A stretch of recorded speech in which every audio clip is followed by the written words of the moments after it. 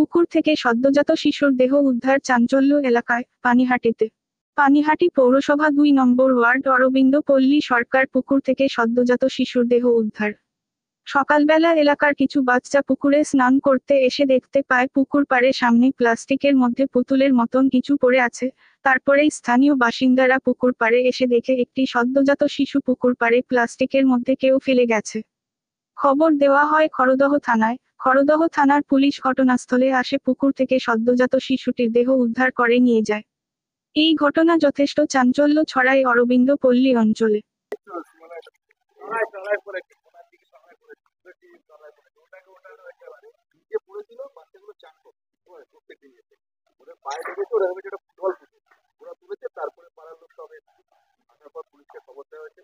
ঠিক আছে, আমরা সঙ্গে সঙ্গে কাউন্সিলরকেও ফোন করি, কাউন্সিলর সঙ্গে সঙ্গে স্টেপ নিয়ে পুলিশকে খবর দিয়ে দিয়েছেন এবং আমরা বলছি থাকছে এখানে, পুলিশ এসে পুলিশ এসে তারপর বলবেন।